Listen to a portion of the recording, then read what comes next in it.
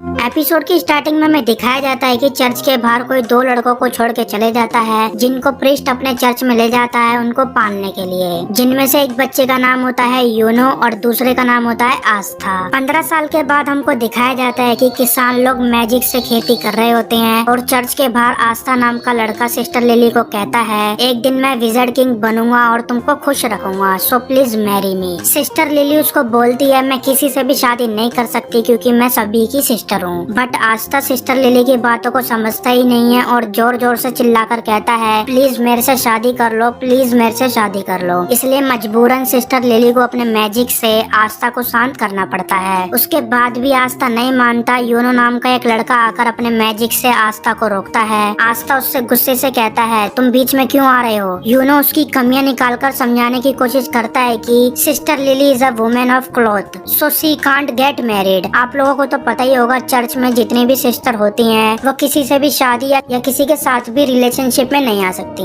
आस्था Uno को fight के लिए चैलेंज करता है बट यूनो मना कर देता है। आस्था यूनो पर मैजिक यूज करने का ट्राई करता है बट कुछ नहीं होता। साथ में जो छोटा वाला लड़का होता है वो आस्था की इंसल्ट करने लग जाता है, तुम यूनो को कभी भी हरा नहीं सकते, तुम्हारे पास जीरो मैजिक है। इस दुनिया में मैजिक ही सबसे इम्पोर्टेंट है और तुम पहले ऐसे बंदे हो जिसको मैंने देखा है जो मैजिक यूज नहीं कर सकता। आस्था कहता है, बट मैं ये कर सकता हूँ जो कि तुम नहीं कर सकते, जबकि तुम्हें मैजिक आता है। वो बहुत तेज स्पीड में सिटअप्स मारने लगता है। यूनो सिस्टर लिली की कपड़े सुखाने में हेल्प करता है अपने मैजिक से, जिसे देखकर आस्था यूनो से कहाँ पीछे रहने वालों में से है। वो तेजी से भागकर लकड़ी काटकर लिली सिस्टर की हेल्प करना चाहता है बट यूनो उस काम को भी आस्था से पहले कर देता है। ये छोटा सा लड़का फिर से आस्था की इंसल्ट करने लगता है। मेरे को यकीन नहीं होता आस्था यूनो की उम्र का है। एक तरफ सब लोग यूनो की तारीफ कर रहे होते हैं। एक दिन यूनो इस चर्च एंड इस विलेज का नाम रोशन करेगा। एक दिन यूनो मैजिक नाइट बनेगा। तो वहीं लोगों को आस्था से कोई भी उम्मीद नहीं होती। सब लोग उसको लूजर की नजर से देखते हैं बट सिस्टर लिली आस्था को मोटिवेट करना नहीं छोड़ती। वो कहती है, जल्द ही अवार्डिंग सेरेमनी आने वाली है, एक बार तुमको ग्रीमर मिल जाएगी, फिर तुम भी मैजिक कर पाओगे। आस्था दुखी था बट सिस्टर लिली की बात सुन के आस्था फिर से जोशीला हो जाता है और कहता है, मेरे को सबसे अच्छी वाली ग्रीमर मिलेगी और फिर मैं एक दिन विज़र्ड किंग बनूंगा, फिर मैं इस चर्च को भी और ज्यादा बढ़िया बना दूंगा, है ना यूनो आस्था को इग्नोर करके चर्च में चले जाता है। आस्था वहाँ से गुस्से में भागकर चले जाता है। Just wait and watch. Sister Lily Uno से कहती है कि तुमको नहीं लगता कि तुमको आस्था से थोड़ा अच्छे से बिहेव करना चाहिए, जैसे तुम दोनों बचपन में साथ रहते थे वैसे ही तुमको रहना चाहिए। यूनो कहता है, ये तो नहीं हो पाएगा मेरे से। सिस्टर लिली अपने मन में सोच रही होती है कि पहले यूनो क्राई बेबी हुआ करता था बट जब से यूनो आस्था को बुरी हालत में चर्च लेके आया था, जब से यूनो एक बार भी नहीं रोया और जब से ही रोजाना आस्था भी इतनी देर तक बाहर पता नहीं क्या करता है। वो अपने कपड़े मिट्टी में गंदे करके लाता है हमेशा। उसके बाद हमको दिखाया जाता है कि आस्था अपने ड्रीम को पूरा करने के लिए हार्ड वर्क ट्रेनिंग कर रहा होता है और मुगोरू लीफ का जूस भी पीता है ताकि वो अपनी मैजिकल पावर को एनहांस कर सके। साल में एक बार क्लोवर किंगडम के आसपास सारे लोग जो कि 15 साल के होते हैं वो इकट्ठा होते हैं ग्रीमोर टावर में, जहाँ अवार्डिंग सेरेमनी होती है और उधर ही सबको अपनी अपनी ग्रीमोर मिलती है जिससे वो लोग अपना मैजिक को इनहांस करते हैं। आस्था और यूनो भी उस अवार्डिंग सेरेमनी में जाते हैं अपने ड्रीम को पूरा करने के इरादे से। उधर बहुत लोग आते हैं अपने बड़े बड़े सपने के साथ। दो लोग आस्था और यूनो के बारे में बुरा बुरा बोल रहे होते हैं कि ये दोनों भी अब मैजिक नाइट के लिए एंट्रेंस एग्जाम देंगे। सिर्फ शाही घराने के लोग ही अत्यधिक जादुई पावर के संग पैदा होते हैं या फिर वो जिनका संबंध रॉयल फैमिली से होता है, जो रॉयल फैमिली से जुड़े हुए होते हैं। और वो आस्था के बारे में भी बात कर रहे होते हैं कि आस्था तो मैजिक पावर भी यूज नहीं कर सकता।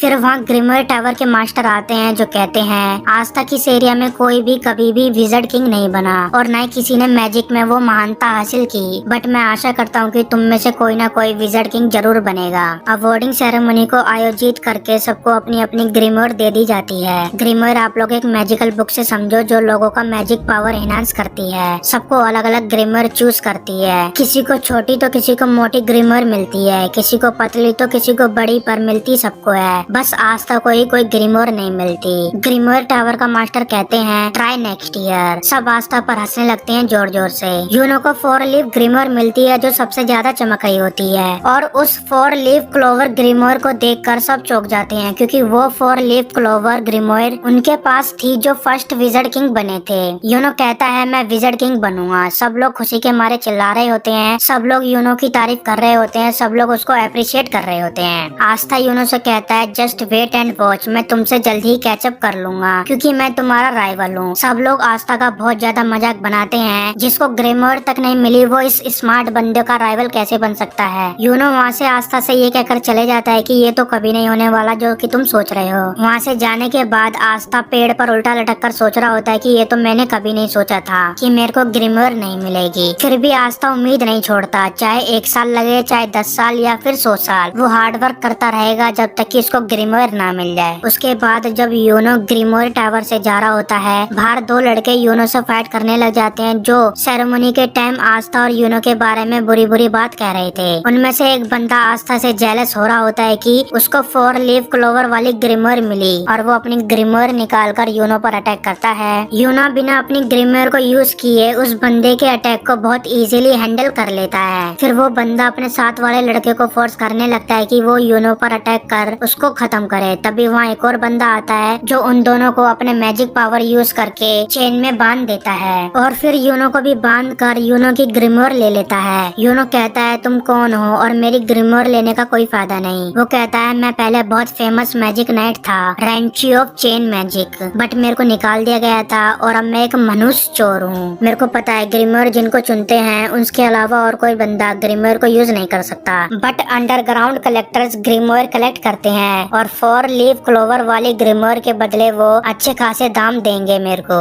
वो यूना का लॉकेट भी कीमती समझकर लेने वाला होता है। तभी उनकी आवाज सुन के आस्था वहाँ से वॉल से कूद कर आता है। आते ही वो दीवार से ठुक जाता है। आस्था उस चोर को यूनो की ग्रेमर वापस करने को बोलता है। फिर उनकी फाइट होने लगती है। यूनो आस्था को वहाँ से भागने को बोलता है, बट आस्था उससे फाइट करने लग जाता है। अपनी फिजिकल पावर के साथ आस्था उसके सारे अटैक को डॉज कर देता है, बट वो फिजिकल पावर काफी नहीं होती उस चोर को हराने के लिए। आस्था जैसे ही उसको पंच मारने वाला होता है, वो अपने चेन से आस्था को पकड़ लेता है और उसको बहुत बुरी तरह से घायल कर देता है। बट फिर भी आस्था स्ट्रगल करता रहता है और कहता है मैं अभी फिनिश्ड नहीं हुआ, मैं विजर्ड किंग बनूंगा। फिर चोर कहता है क्या विजर्ड किंग? तुम वही हो ना जिसको ग्रेमर तक नहीं मिली? पता है मेरे में एक एबिलिटी है, जैसे ही मैं अपनी मैजिकल चेन से किसी को टच करता हूँ मेरे को पता चल जाता है कि उस बंदे में कितना मैजिक है और तुम में बिल्कुल भी मैजिक नहीं है। कोई आश्चर्य नहीं कि तुमको ग्रेमर नहीं मिली, तुम पैदा ही इस किस्मत के साथ हुए हो। तुम सच में एक लूजर हो। इस दुनिया में मैजिक ही सबसे इम्पोर्टेंट है, मैजिक ही सब कुछ है और तुम मैजिक ही यूज नहीं कर सकते।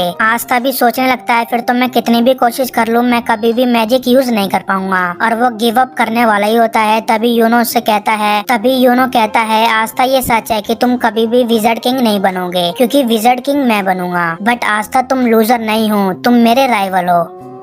यूनो की इस जोश भरी बातों से आस्था फिर से मोटिवेट हो जाता है और फुल एग्रेशन के साथ वो उस चोर से फाइट करने के लिए तैयार हो जाता है। अचानक से एक डार्क क्रिम्सन कलर की एक ग्रेमर आती है जो कि आस्था की ग्रेमर है। इस ग्रेमर ने आस्था को चुना है, बट मे बी हिडनली इस ग्रेमर ने आस्था को चुना हो, जिसके बारे में हमको इस एनिमे में बहुत आगे चल के पता लगेगा। फिर हमको बताया जाता है कि 3 क्लोवर ग्रेमर रिप्रेजेंट करती है faith, hope and love. 4 leaf clover good luck को रिप्रेजेंट करती है एंड 5 लीफ क्लोवर में एक डीमन बसता है। इसी के साथ ये एपिसोड यहीं खत्म होता है।